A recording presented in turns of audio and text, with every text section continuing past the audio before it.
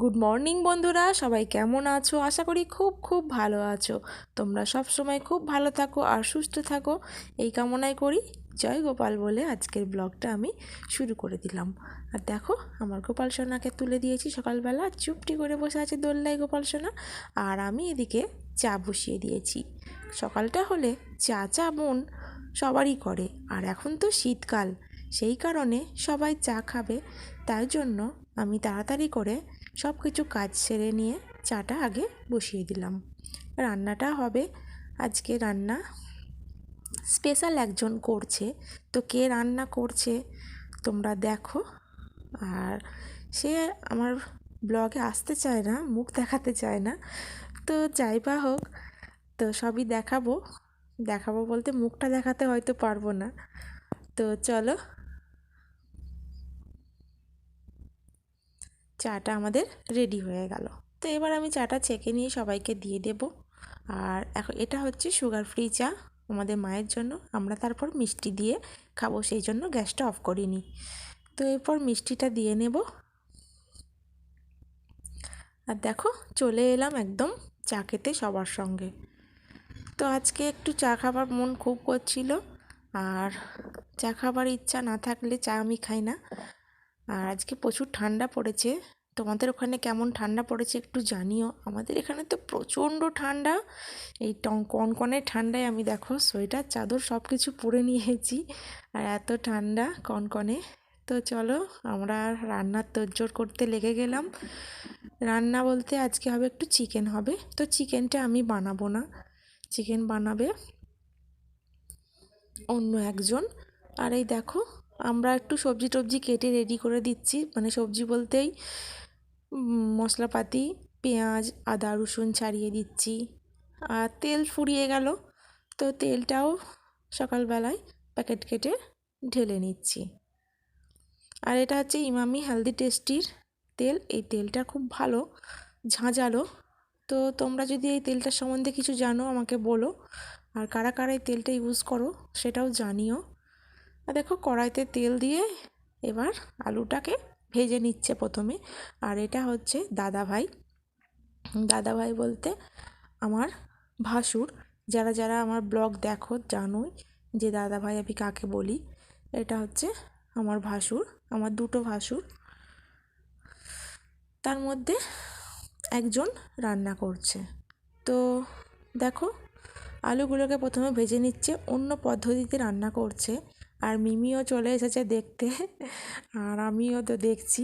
আর তার সঙ্গে এবার আমি মশলাটা করে দেব। আজকে শিলেই মশলাটা বেটে দেব, মিক্সার ব্যবহার করব না। তো দেখো, রসুনটা মিমি বাটতে চাইছিল, সেই জন্য হামালদির সাথে দিয়েছিলাম। তো বাটতে পারেনি, ঠান্ডায় আমাদেরই হাত পা কাজ করছে না, ওর বা কীভাবে ঠান্ডায় ভালো লাগে। তো ও বললো বলেই দিয়েছিলাম বাটতে।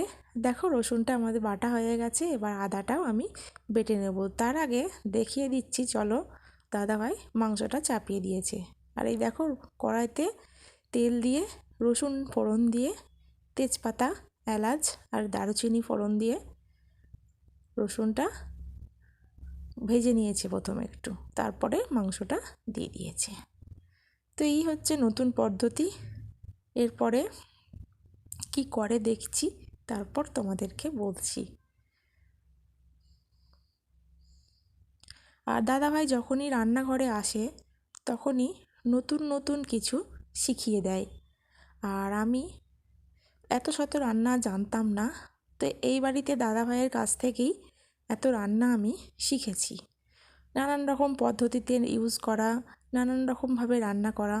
তো খারাপ হলেও কেউ কিছু বলে না, সেই কারণেই। না হলে জয়েন্ট ফ্যামিলিতে থেকে এত সব কিছু শেখা সম্ভব হয় না, অনেক কথা শুনতে হয়। তো তো সব মানুষেরই রান্না করতে কষ্ট হয়। যারা খারাপ হলে মুখের ওপর বলে যে তোমার তরকারিতে নুন কম, তোমার তরকারিতে নুন বেশি, তোমার তরকারিতে ঝাল বেশি, এই সমস্ত যারা বলে তারা মনে হয় বাড়িতে কখনো রান্না করে না। যে রান্না করতে মানুষের একটা ভালোবাসা দরকার হয়, একটা মনের দরকার হয়, সেইটা মানুষের মুখের উপর বললে মানুষকে ছোট করা হয়। তো তো যাই বা হোক, যার যেটা নীতি সে সেটা করে। তো আমার এই সমস্তগুলো খারাপ লাগে, সেই জন্য তোমাদের সাথে শেয়ার করলাম। তো তোমরা যদি আমার সঙ্গে একমত হও তাহলে বলো, আর যদি আমি ভুল হই তাহলেও আমাকে কমেন্ট করে জানিও যে না দিদিভাই তুমি ভুল, কারণ এগুলো বলে দেওয়া ভালো। তো এরমভাবে মুখের ওপর না বলে অন্যভাবেও বলা যায়। তো যাই হোক, চলো। আর দেখো স্ট্রবেরি গাছগুলো ছাদে দাদাভাই কিসের মধ্যে পুড়ে দিয়েছে, শুধুমাত্র হনুমানের জন্য, আর ইঁদুরে সব স্ট্রবেরি খেয়ে নিচ্ছে তার জন্য। আর আমি স্নান টান করে জামা কাপড় নিয়ে শুকুর দিতে চলে এসেছি, আর এই ফাঁকে ফুলটাও তুলে নিয়ে যাব। আর এই দেখো জামা কাপড়গুলো আমার শুকোতে দেওয়া হয়ে গেছে। আর এবার নিচেই যাই, চলো। ওইদিকে রান্না বান্না সবই কমপ্লিট হয়ে গেছে।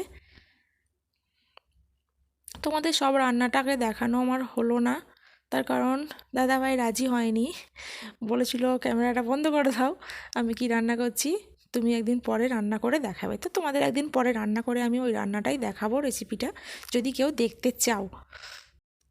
তো এবার ঠাকুর ঘরে ঠাকুর সেবা দিয়ে নেব, আর তারপর দুপুরবেলা লাঞ্চও করে নেব।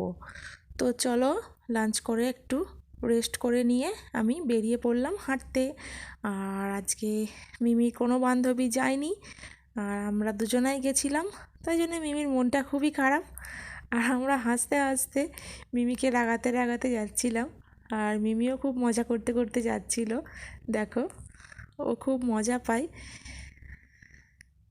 তো এই নিয়েই তো জীবন, তাই না বলো? মুখ গোমড়া করে থেকে মানুষের সঙ্গে অশান্তি করে কোনো লাভ নেই জীবনে। সব কিছু অপমান সহ্য করেও যে হাসতে পারে সেই জয়ী। তো আমি সবসময় পারি না এটা করতে, এটাই আমার কমজোরি। তো চলো, আমরা এখানে হেঁটে এসে একটু বসে পড়লাম। তো বন্ধুরা, আমার এই ব্লগ তোমাদের কার কার ভালো লাগে একটু জানিও প্লিজ, আর যারা দেখো তারা একটু লাইক দিয়ে দেখো প্লিজ, এটাই তোমাদের কাছে অনুরোধ। আর দেখো, আজ সন্ধেবেলা একটু পাস্তা হয়েছিল, তো পাস্তাটা একদমই খেতে ভালো লাগছিল না আমার, সেই জন্য আমি খাইনি। মাঝে মাঝেই হয় আমাদের পাস্তা। আর দেখো, মিমিও খাচ্ছে মজা করে মুড়ি দিয়ে।